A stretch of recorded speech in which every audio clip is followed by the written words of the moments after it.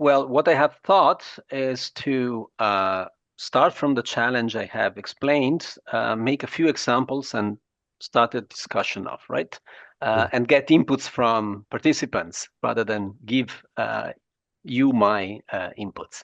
Now, um, as I mentioned, heterogeneity is the rule, not homogeneity. But while we understand that, we do not really have a system to effectively deal with that. And this is the problem in a way. But there are many tools, many examples, bits and pieces here and there. And my sense is that if we connect them better, then we can also move something ahead.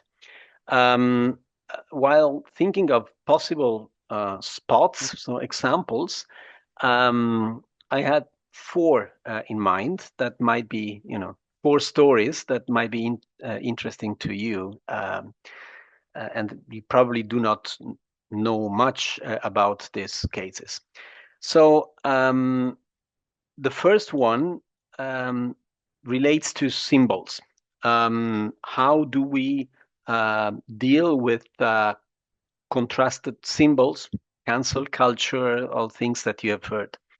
And I will start with an example of my own city, which is the northernmost Italian city in the Alps, in an area which is German speaking. So dealing with different communities. That territory belonged to the Habsburg Empire until World War One, and then was attached to Italy after the First World War. So it was one of the exceptions to Woodrow Wilson's 14 points, where he claimed ethnic homogeneity should be the guiding principle. But then, that part of the territory was detached from Austria and was attached to Italy for a number of reasons that we don't have the time and are not even relevant here. What happened in the 1920s, right after the annexation by Italy, um, the fascist regime came to power. And of course, this type of regimes are obsessed with ethnic purity, homogeneity, etc. And so they wanted to establish the Italian culture in a territory that was yeah, basically German. Um, and one of the tools was, of course, architecture. So an entire new Italian town was created on the other side of the river, mirroring the German town, but a new regime architecture resembling the Roman architecture, etc. And that new city was opened by a triumph arch, right? Again, something reminiscent of the Roman architecture, etc., which has even a very insulting script on top of it, saying in Latin that here we brought the civilization to the barbarians. Basically, that's what it says. So after the Second World War and the fall of the dictatorship, um, this monument remained. So it was, for a number of reasons, it was decided not to erase it, and it remained there. And for many years, it was contested. It was bombed by some German-speaking activists. Then it was used for military parades. So a very symbolically contested reality.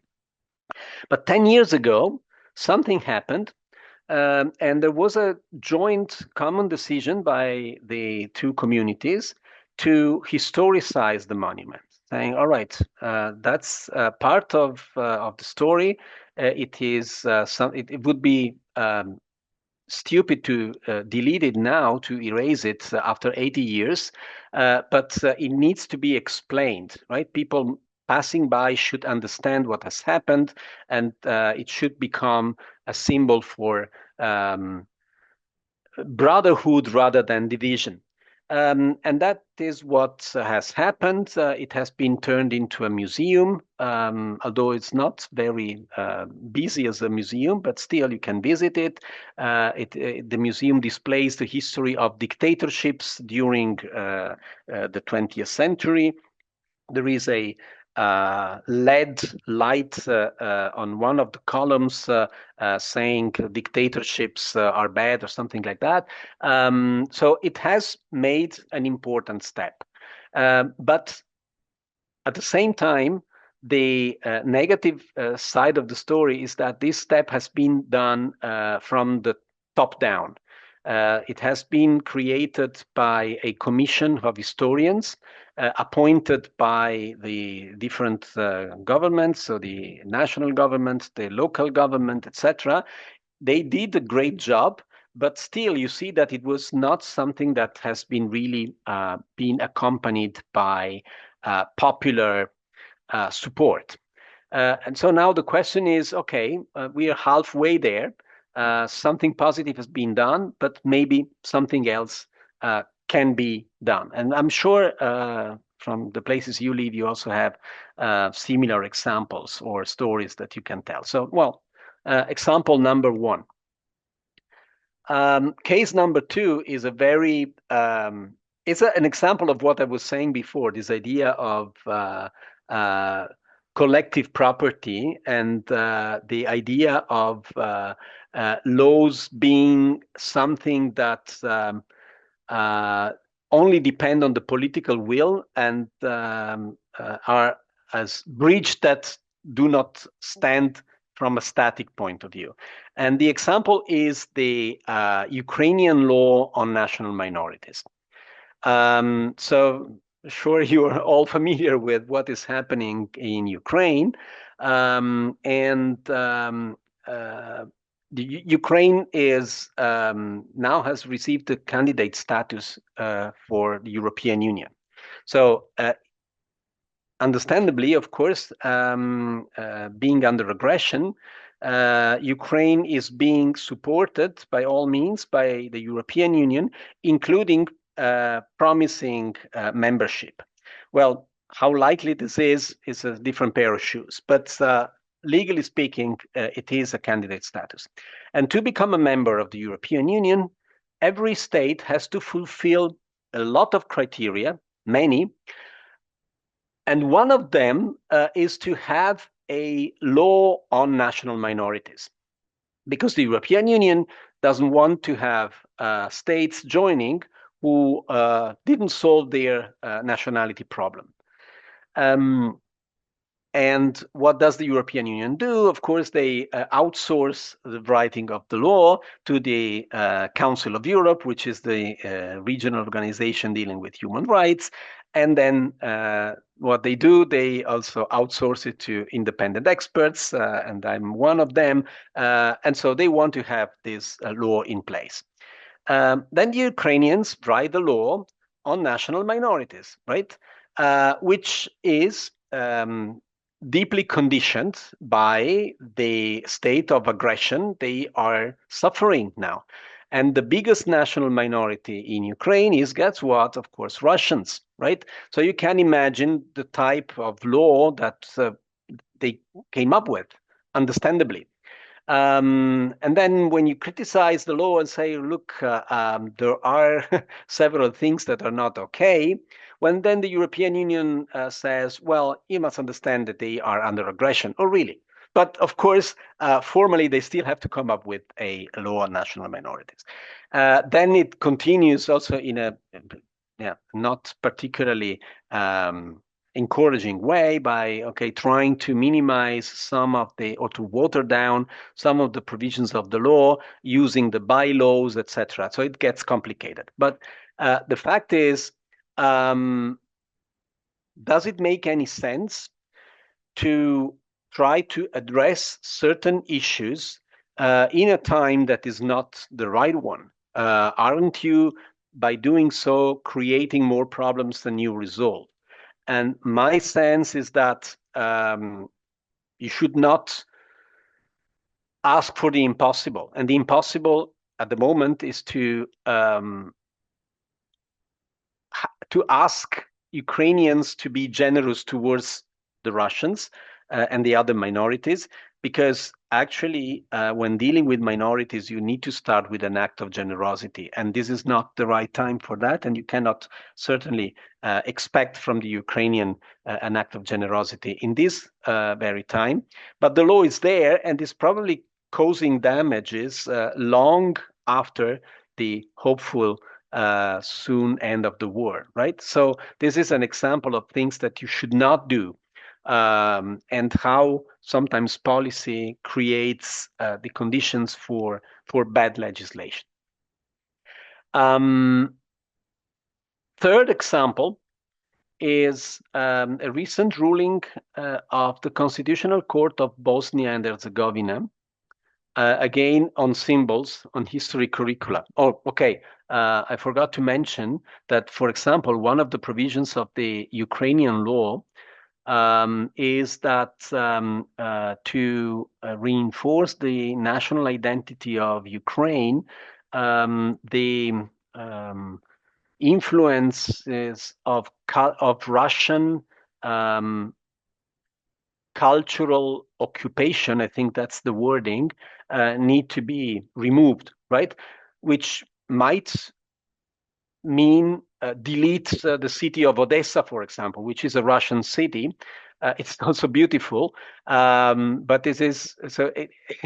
It is not clear what it means as signs or symbols of the Russian cultural occupation. So again, it's a matter of symbols. And the issue in Bosnia was the curricula, history curricula in the primary school. So a very delicate moment when pupils are exposed to the first knowledge of history. These pupils now, of course, have not lived through the war in the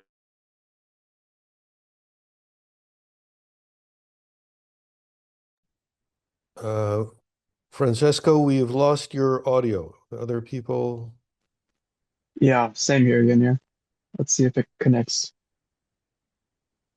He may have to go out and come back in. Let me just, I'm not sure that he knows that we cannot hear him. That's the only issue. Sharon, could you send him a note and Sure. maybe we can start taking comments? Frank, would you invite comments and people can raise their hands? Certainly. Please feel free to raise your hand and we can start up a queue for comments. You could also leave comments in the chat and we can answer. Francesco, can you speak? Yeah, I'm back. Okay, you're back. Good. Okay. So why don't you continue your presentation? Yeah, may I continue? Do you see my presentation still? We will put it up in a moment. You can keep talking and it will be up in a moment. Let me do that. Okay. Yes. Yes. So this curriculum has been challenged in court, and it has been challenged basically on the grounds of discriminating non-Serb pupils, right? Which is understandable in a way, but the interesting thing, and I think this is something we can build upon, is the way the court has reasoned. And they said it's not so much an issue of discriminating non-Serbian pupils. It is a violation of the values of the Constitution overall. And the Constitution tasks the society to be ethnically mixed and not taking one side specifically, because even though the current state of Bosnia and Herzegovina has been created after the war and based on ethnic cleansing, the important thing is that the deeper constitutional problem is not just discrimination, but is also harming the Serb pupils, because when they are exposed to an ethnocentric and one-sided version of modern history and politics, then also the very constitutional order is harmed. And this is very, very important, especially considering that the decision was delivered against a continuing crisis over the composition and the legitimacy of the Constitutional Court, the fact that the Serbian Republic has decided to boycott the court already for some time. So it is a very delicate moment. And the court said, I'm not so much interested in discriminating one group against another group. I'm concerned about the discrimination of the whole society when taking such a ethnocentric Gelmesin, çağır view. onu. And I think this is something that is replicable to many other contexts in the world. And the final example I wanted to make is a set of recommendations issued, 3 weeks ago by the High Commissioner on National Minorities of the OSCE, the Organization for Security and Cooperation in Europe, which deals for the first time with, again, contested histories and national minorities. So again, the way society is represented with its diversity. Is diversity something negative, something that needs to be addressed, a problem that needs to be solved in one way or another by assimilating, by exterminating, or by granting some rights, but still a problem to be solved? Or is it a natural element of societies that needs to be lived with, right? And simply accepted as something natural, like sun and rain. Yeah? And this is the shift of paradigm that these recommendations are trying to suggest to the international community. Of course, they will be completely ignored, I'm pretty sure, because that's not the time for such an approach.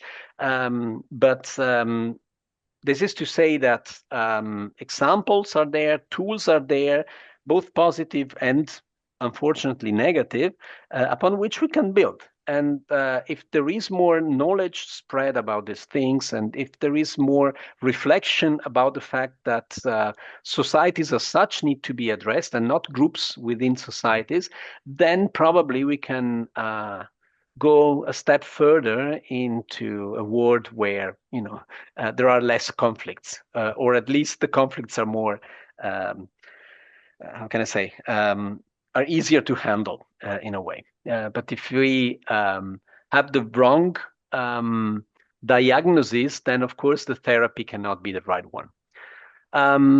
Okay, how can we generalize these examples? How can we learn from these examples? Are there similar cases that come to your mind? How can we engage, or how can people in general engage around these issues? That's the input I wanted to offer, and maybe we can discuss this further. I don't know whether that was what was intended for this sort of conversation. Don't you think that the problem is much more deeply grounded in almost the essentials of animal biology? I mean, almost every species that I can think of guards a certain territory and will fight to protect it. And I'm not sure I see much difference, let's say, between what fighting fish will do and what France and Germany did in the 19th century and in the 20th century. What I'm suggesting is that the root of the problem is much deeper and harder to get at than at a high level of articulation. I don't have a ready answer for that. We used to think that the American historical experience, at least in the last 50 years or so, was succeeding in doing what you're talking about. now there's reason for doubt about that, and a lot of self-examination about it. That's my observation. It's really a question. How to get past something which appears to be very deeply grounded in our behavior as creatures. Francesca, I have, Francesco, do you want to respond to that before we go to the people I who wanted, hands I raised? wanted to comment on that if you. Yeah, Okay. maybe we collect a couple of interventions and then try Okay. to reply. Nassim? Yeah, my comment is we're not separate species technically, since we procreate within humans. And then the other thing is, and that was quite shocking. It was a big shock. I started doing genetics, publishing in mostly genetic distances and stuff. And then you just realize two things. Number one is that humans are a combination of or people. Most people in Europe, the Middle East, North Africa, and the Caucasus are a combination of four groups and different mixtures. So that's not compatible with same species. And of course, this applies within Africa and within the Far East. So. And then, so the mixture that is dynamic, and of course, we can't say, oh, we got to fix it now, okay, at some point. So there's no human species since people go to bed across groups, with unlike animals that tend to not do that. So that's my comment on why sometimes biology misinforms us, and also about the genetic diversity of every human as a linear combination of all these other groups, but in different proportion. And the proportion are moving over time. That was my comment. Okay. Nikos, would you like to say something?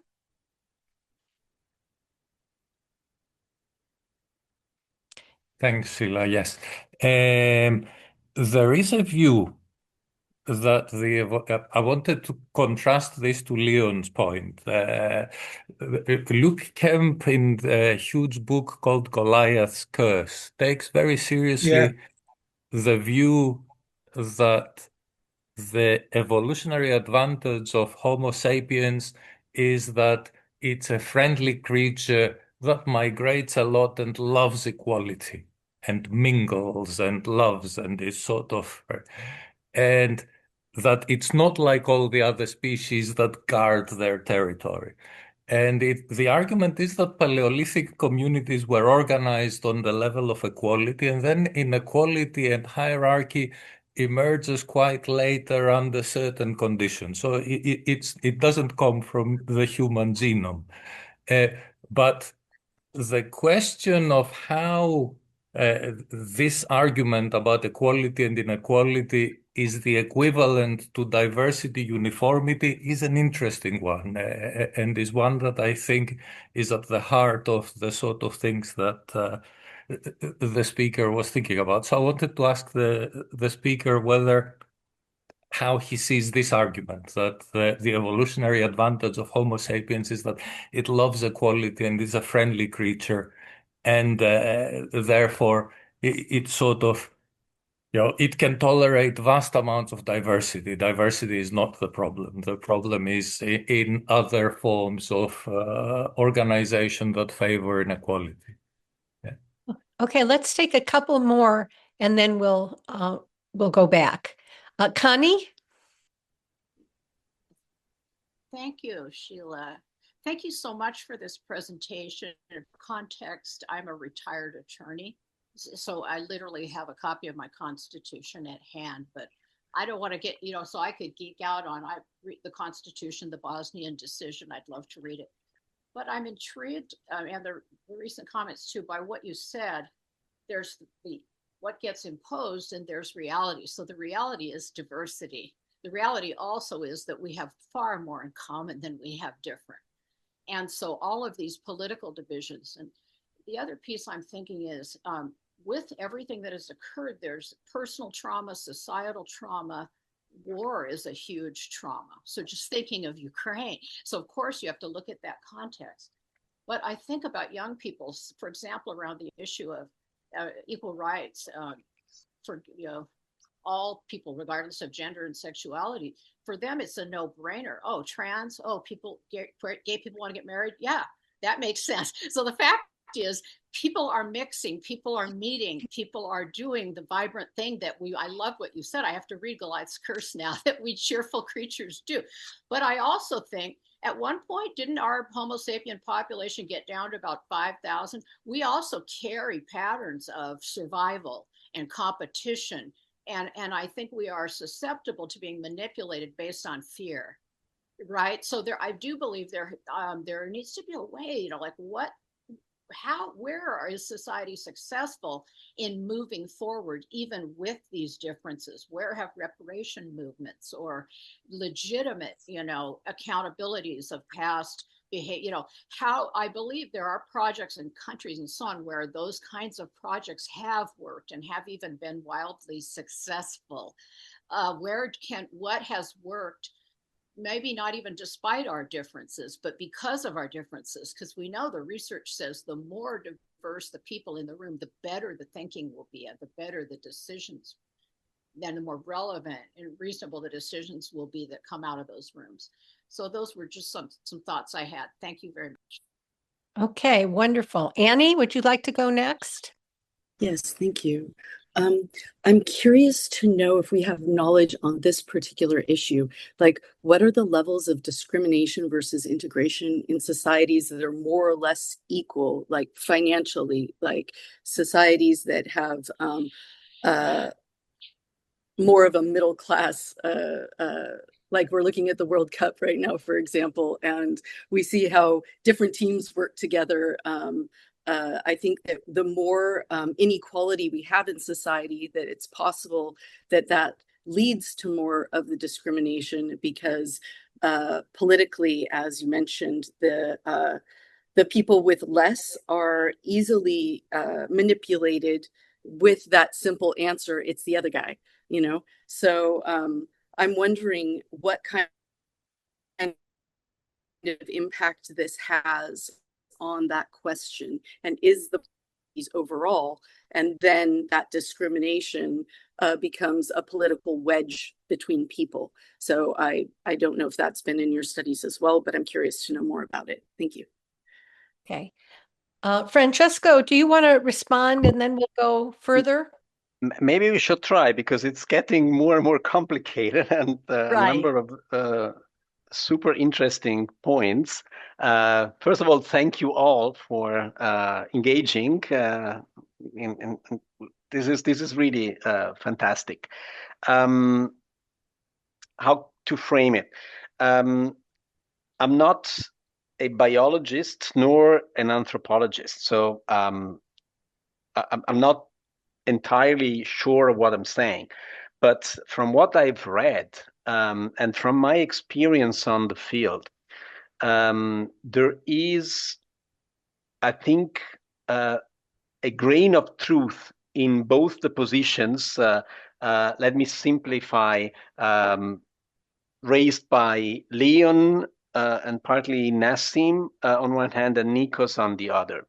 There is a biological element, no question about it. Human beings are animals and behave instinctively like animals, and certain things are ingrained or really like part of our way of handling, of thinking, and they're probably impossible to eradicate. But at the same time, human beings also have something more, something else. I wouldn't be that optimistic. I haven't read the book that Nikos mentioned, but I have read a very interesting book that I would recommend to all of you, and probably you are already aware of it because it's from the 80s. It's by Anthony Smith, The Ethnic Origin of Nations. Which basically explains that there is no way out from this dilemma, right? People are inherently open to confrontation and to fighting for property over a territory. But there are also some exceptions in societies, so groups that do not see everything in terms of property.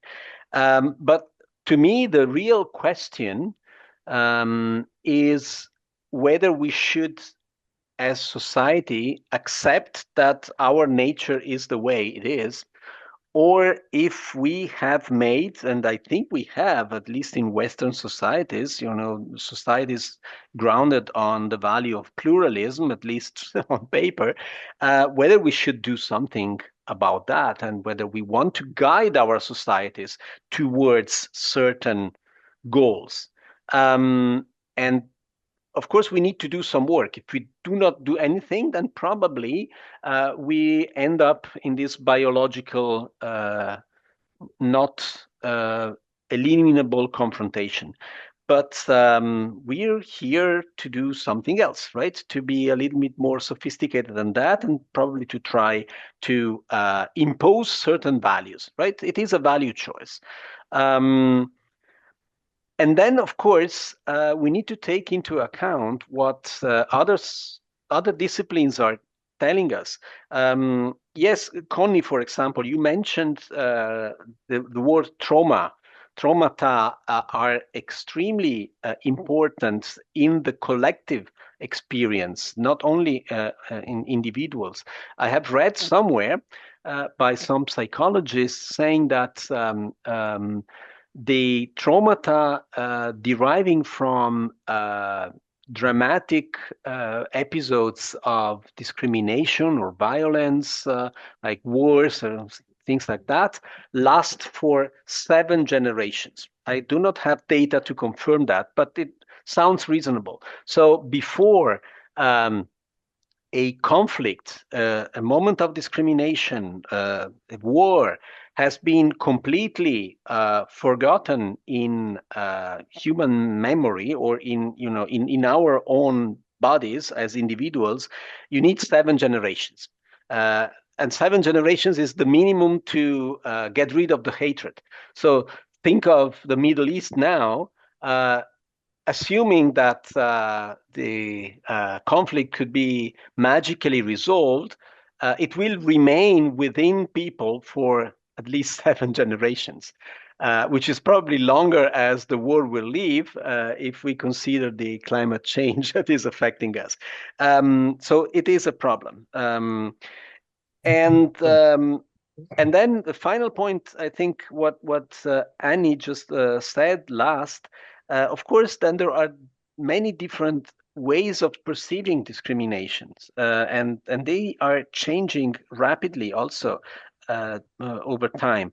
Now you have probably seen that there have been unrests in South Africa recently against illegal migrants coming from the north. And there were actually Black South Africans protesting against immigrants from African countries because they are taking their jobs, which is not true, of course, because then they tend to end up in Black economy. But then the president said recently, and he said, commenting on that, saying, well, it is really an issue of economy and not an issue linked to racism, which I don't know how true this is. But then he said, well, the rich is never Black, which is something that hurt me a lot, saying, well, if Black means discriminated against, it doesn't really matter the color of your skin, it doesn't really matter the group you belong to. What really matters is just your social status and your wealth, and then immediately, you are accepted or not accepted. So just to say that Annie is absolutely right, in my view, to add some additional layers of complexity to the factors of discrimination that might be transversal to the classical elements. Yeah. I don't know whether this is clear. Okay, well, interesting. Let's take a few more of our questions and then I'll have you respond again. MC Sungaya? Yeah, close. It's Sangaila. Thank you very much. Okay. Yeah, so I have a few thoughts from all of the discussions and from Francesco's comments as well. The first thought was just that solutions usually can be found by changing perspective or taking on different perspectives. And as a lawyer, usually I just hear legal perspectives. So it's interesting to hear all of your backgrounds and the way you're approaching some of the questions here. And I think looking at things in a multidisciplinary way can kind of sometimes yield answers that otherwise couldn't be found. So I think this group is valuable for that purpose. One comment that Francesco made, which really resonated with me, and I've kind of been rolling around and thinking about since he made it in the initial presentation, was that not to think about it in sort of a zero-sum way, that it's not about giving rights to other groups. Or bestowing rights on them. And that made me think about, why would people frame it that way? Why would people think about it that way? And it might be because of the legal framework. In other words, if you're someone who has a grievance and you want to establish your rights, you're going to work within the legal framework that exists. And perhaps the legal framework talks in terms of rights, shared rights, or a discrimination and things like that. So it occurred to me that the issues we're talking about are not just sociological, but you have this other layer of legal questions, because people will look at things and frame things in a formal way that matches the legal language and the legal frameworks. So it's sort of a multi-layered approach. The other thing is that the law is by design, particularly in the common law, to be extremely slow. So if you want to, move things at the society level or community level, it's going to take some time to not only percolate up into the law, but also for the legal framework to change and for the mindset and the dialogue to change. So just kind of thinking about that longer term impact, because you're necessarily talking about legal implications. And, perhaps, I've done this in court cases where, there are friend of the court briefs, which help the court understand the larger context in which they're deciding things. So, for example, if they're deciding whether animals have rights or things like that, there will be briefs by philosophers about this and, what consciousness is and all of that kind of stuff. So perhaps we can think about this as, having this dialogue at the legal level and ensuring that the courts also think about these broader perspectives outside just the law. And then the two other things, I think from Connie's comments and others is, I think that, in general, when you want to have a discussion with someone and collaborate and find commonalities, even at a personal level, it doesn't usually work well to point out all the bad things somebody did before you then have a conversation going forward. So you're like, you did all this terrible stuff, give me stuff. And you're like, what? Well, I don't want to work with you. You're telling me I suck and I'm irretrievable. So I think that you have to think about that, like the hackles going up, instead of building this sense of collaboration and community together, some bridge or some commonality between perceived groups, I think is important to have a meaningful dialogue and movement forward. And I can think about one example of this where you can kind of show that collaboration and working together is better, yields better results. And one of these is a current project I'm working on, which is framing space law and governance. And in outer space, you really need each other, because you cannot operate just physically, engineering wise, without kind of coming together and collaborating. And it is pretty obvious to those who are doing the work that they must collaborate at some level, sort of be what they call competimates. There's some competition, but there's also some working together, or else no one will be able to succeed. So I think that kind of perspective at least leads to some informal collaboration as something to consider. Thank you so much. Okay, thank you. Juan, would you like to go next? Yes, thank you very much. I wanted to mention that there's I find Robert Axelrod's Science of Cooperation, both his books, The Complexity of Cooperation and The Evolution of Cooperation, very helpful to distinguish cases in which groups tend to fight and in which groups tend to not fight, and also as a criterion to distinguish when those animal urges kick in and when they don't. So like humans, we know that humans tend to be altruistic in many contexts, and we don't behave like lions or wolves in many contexts. And I believe that The Science of Cooperation by Robert Axelrod helps show the underlying causes of when one of those things happen and when the other thing happens. Sorry for my English.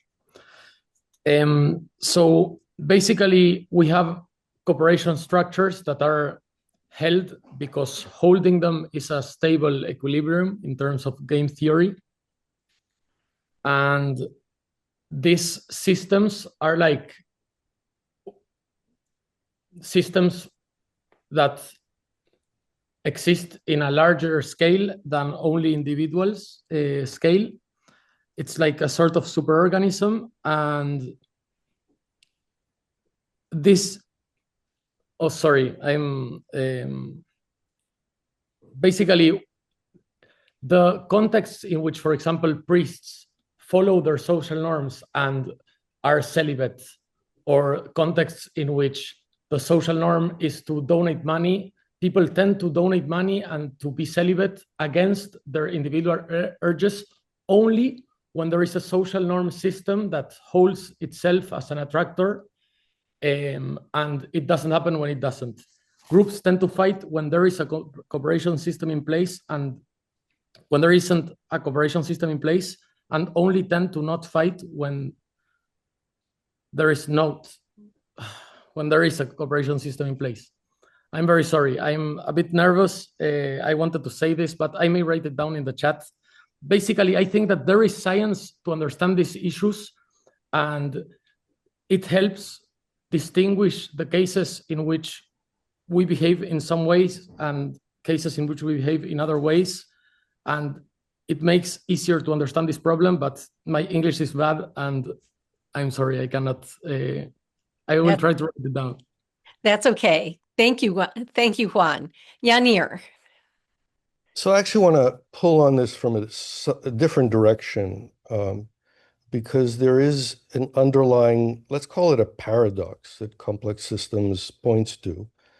And that is that a lot of the discussion that we're having seems to think about diversity at the individual level at a point where we're talking about groups.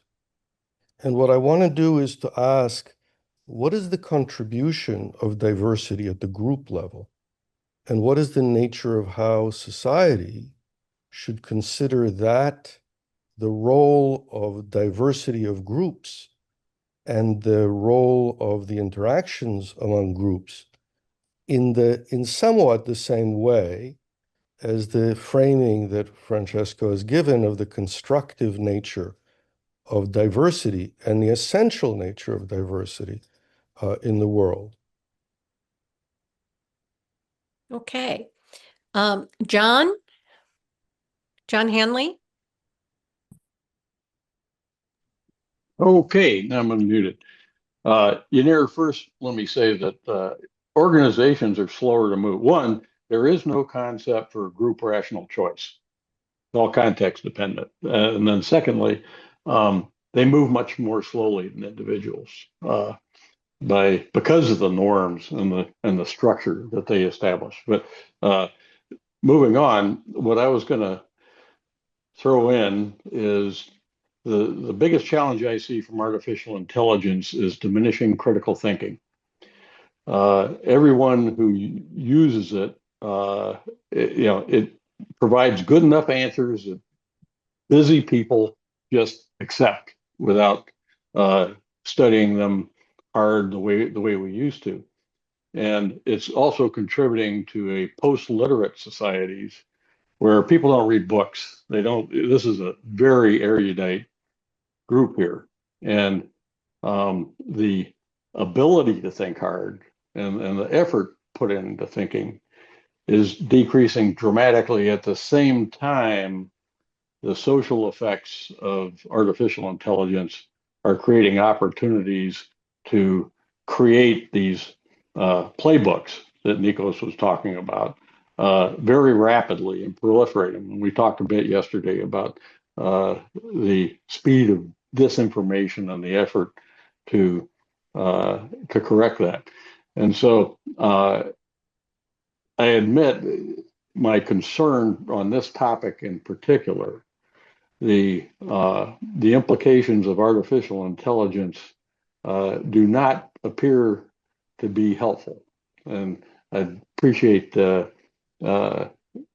other comments on how they see these larger societal trends affecting the issues of toleration of diversity or support for diversity. Thanks.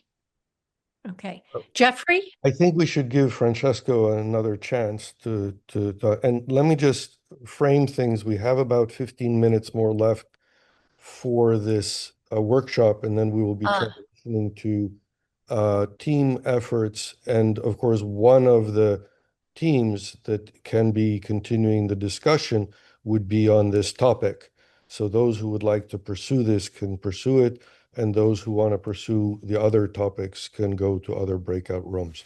Go ahead, Sheila. Now you should go ahead. Okay, I thought we would take one more and then let Francesco go. Please. Jeffrey? Well, thank you. I want to take a broader perspective and say I'm a bit questioning the paradigm here of the acceptance of a calm perspective on diversity, and sort of use the United States as a case study. So unique among nations, the United States does not have an ethno-national core around it which it can build its patriotism or allegiance. And if we take Nassim's idea of the S-curve of growth, its acceptance of diversity more or less comfortably was during periods where the S-curve was in a rapid economic comfort zone. And when that existed, inherent conflicts between different social groups were moderated by the relative wealth of everybody. But as we've reached the top of the S-curve, and if you array that against Piketty's capitalism in the 21st century, you see how dominant elites capture the government and use diversity as a weapon against national unity. And this creates obvious tensions and is a story about the destruction of the liberal society that is a society constructed by the rule of law rather than the rule of a church or monarch, and opens up the concept that we're all tended toward elite or authoritarian rule as the top of the S-curve, and the pressure of global needs puts pressure on every national society.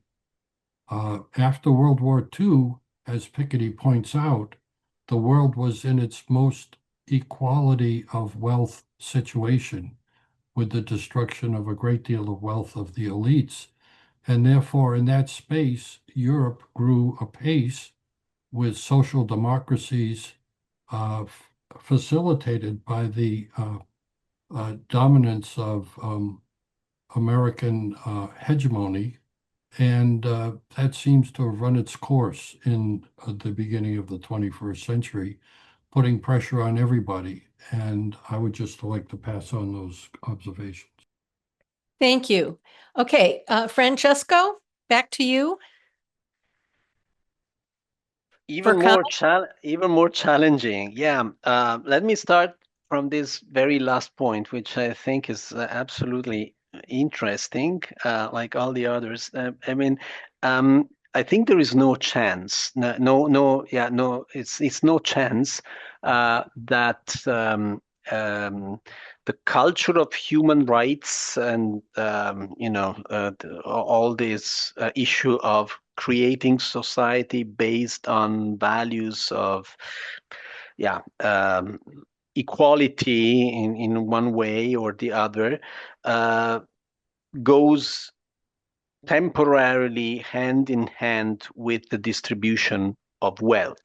As now Geoffrey mentioned, the more wealth is distributed evenly or equally to some extent, the more societies are open to recognize the rights of the others, because then you recognize the others are as your peers, right? It's a matter of social hierarchy, and social hierarchy can be built around several factors.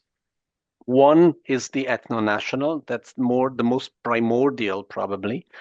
But there are many others, including especially the wealth. So the more even the wealth, the more likely it is to have a human rights-based society. Yes, absolutely. I'm not so sure that what he said initially about the fact that the US has no ethno-national basis is completely true. Of course, it is true.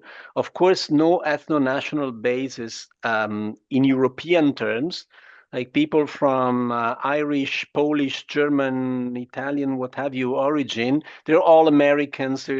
But essentially, then the distribution of wealth makes a big difference. And if you take the African Americans, the First Nations and many other groups, then this clash is pretty evident, I would say. So it is an interesting case in point, the US, because it doesn't follow the same ethno-national lines as in Europe, but it follows other criteria that work along the same line. What Yanir mentioned, I think he did it brilliantly, saying, well, we have the paradox of diversity always being framed in individual terms, but how does it play out at group level? Yes, that's exactly the point. And that leads me to what Ms. Sangelia mentioned initially. Sorry, I didn't get your first name because you only have initials. Which was absolutely brilliant when she said, oh, the legal system is also framed this way. Yes, the legal system is designed, at least the Western legal systems are designed to provide solutions to individual claims, right? And this has been very effective in this way. But that worked as long as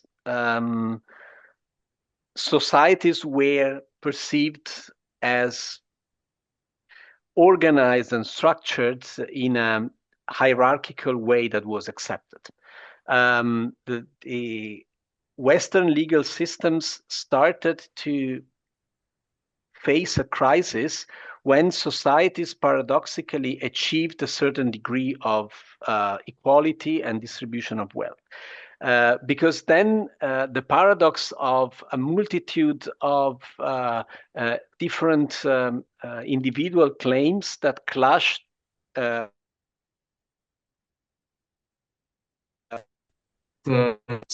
group dimension has been neglected. And it is very difficult to address it. That was also the point of departure of my input. So yes, it doesn't, our legal systems do not really work for group claims for societies as a whole. They work very well for assessing who is right in terms of individual claims, especially in property terms. And what is needed is a procedure. Basically, you cannot have groups that are pre-designed. Otherwise, you end up in this trap that I was trying to mention of groups against groups, presumably homogeneous groups against presumed homogeneous groups.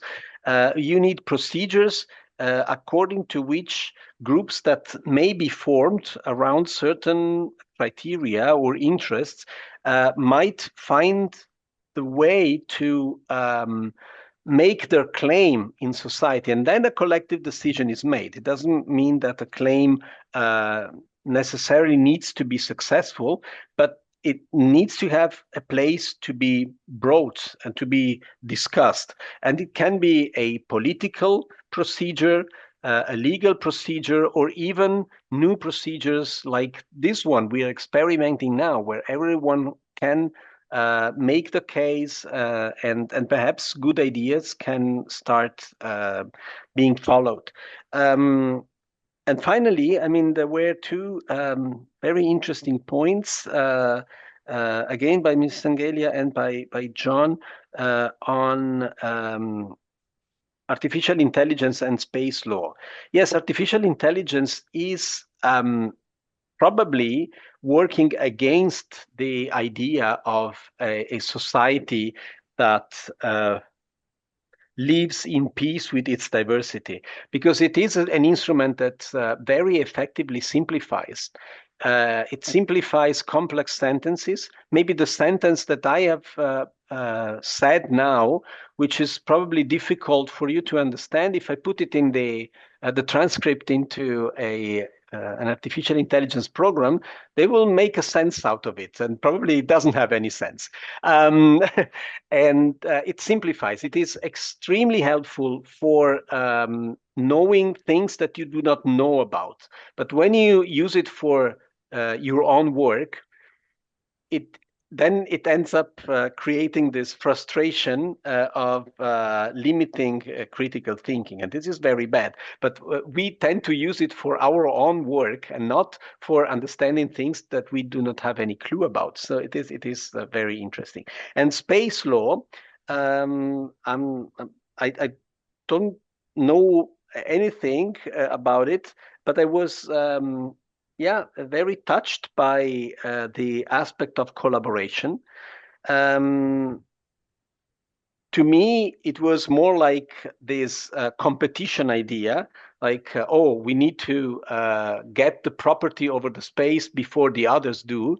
But in fact, probably to reach a certain level, then you also need collaboration. This is something I would really love to learn more about, and probably, I don't know if you have any interesting reading to suggest on that. It could be something that can be translated also into these societal dynamics. Okay, thank you so much. I thought we should give Nassim an opportunity to say what he wants.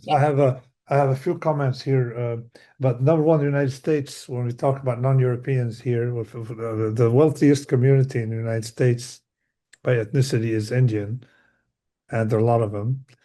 Pakistani Americans, you take North African Americans, they all have higher standards of living than Americans of European origin. So let's not, I mean, of course, people of African American origin are probably below the median, but that's one comment, factual comment. The second one is, I don't understand that 7th-generation business, having one studied wars in technical for distribution of wars, and the second one is observing myself, having observed, I mean, you can observe French Germany, okay, they're within half a generation, they were in the same market, and in Lebanon we had a civil war. Christian Lebanese with Christian Muslims, and the rate of intermarriage exploded after the war, something that didn't happen before. So I don't understand the factual aspect of that 7th-generation business Is there a reference or something you can work with? That's my fault. Yeah, 7 generations is very common in American Indian culture.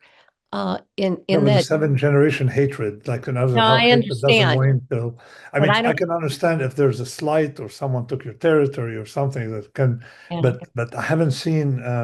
I mean, from what we can see casually, all right, from the wars that happened in Europe, the most brutal wars culminated with the Second War. Right. It was. I don't. I mean, so I don't see the factual. I would love to see more factual data on that.